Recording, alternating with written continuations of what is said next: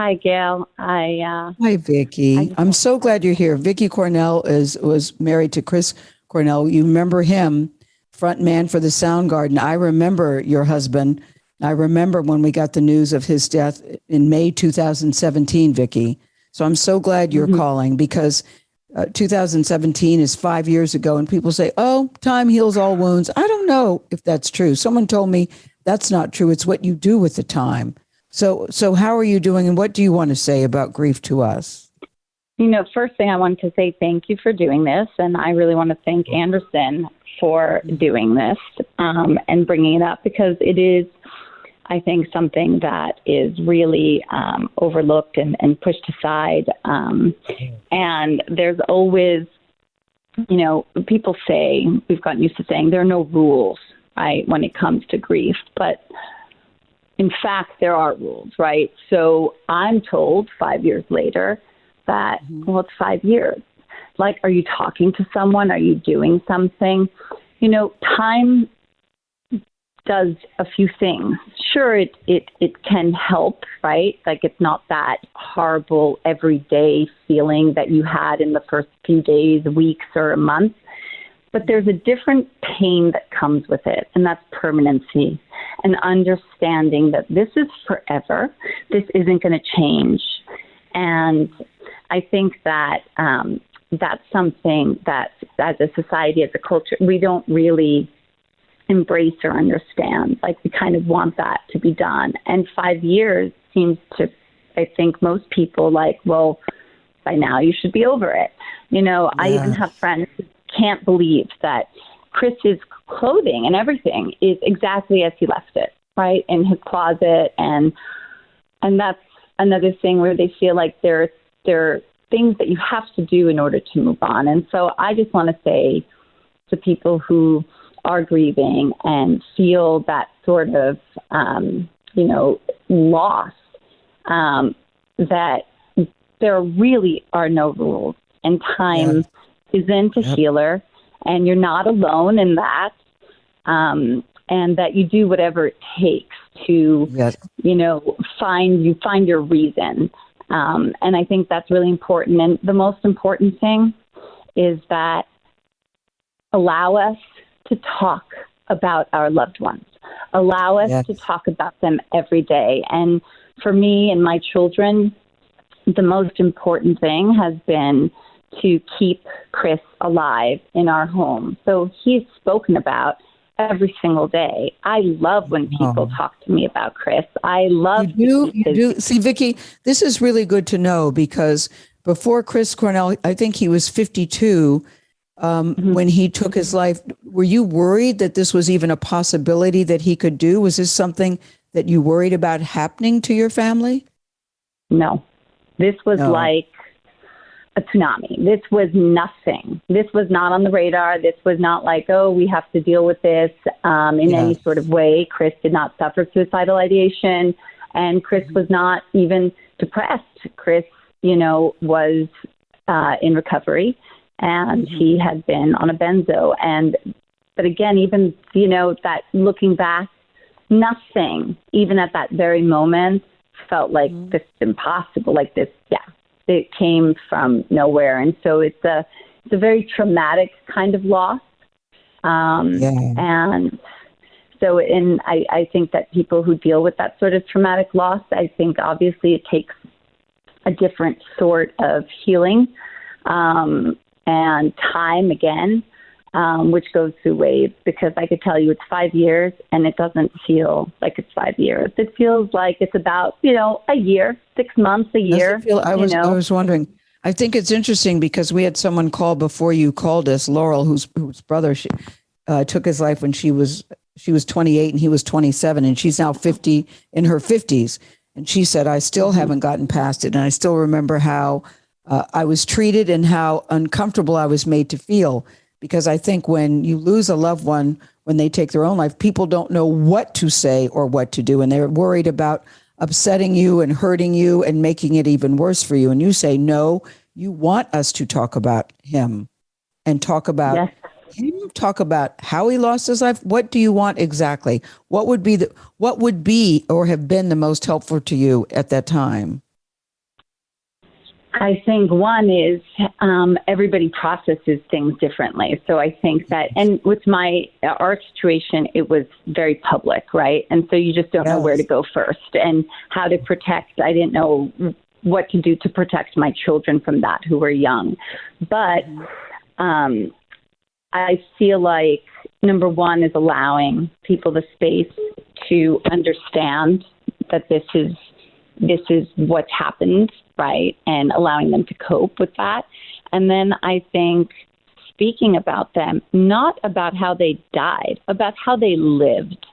And I really believe that is a really, really big part of it, to celebrate their lives. And when we do get to the point, because I also do think it's important, especially when we're talking about suicide, to get to the cause, because I think people also brush that off as like, that sort of thing where it's like, oh my God, that person took their life. And, there's a taboo, like kind of about it. And there's a stigma, very much attached to it. But I think that also comes from the fact that we are not looking at, well, what is the cause, right? Is it depression? Is it schizophrenia? Was it that they took too many drugs? What was the cause? And I feel like that changes everything. And it changes the conversation, Also a good point. Did you come up with a cause in your own life, what the cause was? Did you get an answer to that?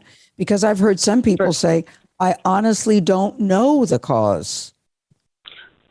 Yes, with us, I do know the cause because I was on the phone with Chris, and he was in some sort of delirium the same night. But what do you mean you were on the phone? You were not at home? Was he at home and you were not at home and you called him? No, he had left that morning from our home, and he had flown to Detroit, and he played the show. And he called me after the show, and I could just hear he wasn't right. I thought he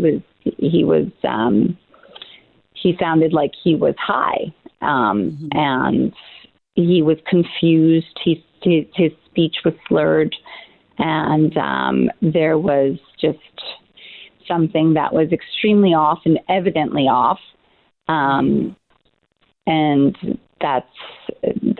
just, I don't know, 30 minutes later, that was it, So, Gosh, Vicky, I'm so sorry, but I think this is helpful to hear. You want to talk about it and don't focus so much on how they died, but focus on their life and to find the cause. I think that's really, really important because the cause really does change the conversation. Yeah. Yeah. And I think that's, I'm sorry. And I just wanted to say that part of it, that the cause does matter because everybody gets, to get to the bottom of, we don't just hear, oh, they died, right? Like of some medical condition. It's like, oh, cancer. And then you're able to say, okay, what kind of cancer? And I think that our loved ones, especially when it comes to suicide, it can't just be, oh, they died by suicide. They took their own life. Okay, but why? What happened? How can we prevent? And I believe that that's a really big part of prevention and helping us heal and helping us be able to also help our children and their children and educate ourselves as a society as well. So thank you so much. Can I ask, what were the ages of your children? How old are they now? And what you as a family are doing? What are you all doing today, 5 years later? 5 years later. So Christopher was 11 and Tony, my daughter, was 12, and she actually turns 18 on Sunday, which just seems unbelievable. And we all together have, if we're going through like just what we've done as far as healing, obviously therapy and talking.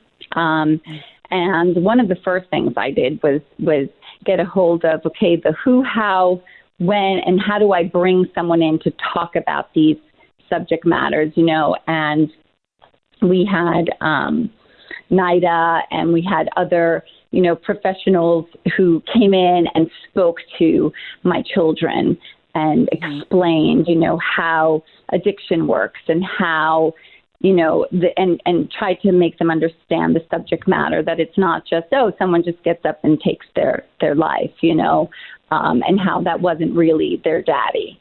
And I think that he was such a present father, and they had such a connection and traveled the world with him. Thankfully, they had that experience to be able to be with him like that.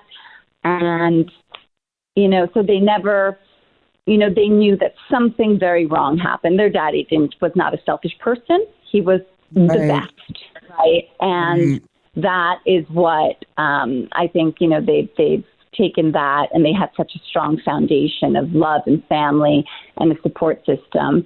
And since then, in these last 5 years, Tony will be graduating high school this May and going off to college. And our son is in 11th grade, and he is now taken to guitar and songwriting also. So he's like, I hear the pride in your voice, Vicky, when you talk about your children. Yes. It makes me really, really proud, because I hear them and they'll play his songs. And my daughter Tony stepped up when his songs were just nominated at the last Grammys to his record and a song. And she stepped up, to yes, I'll sing it, when she got offered from Fallon, to go on TV. And here she is, and she's flying across the world and getting there and doing it. And I saw that. I'm really proud.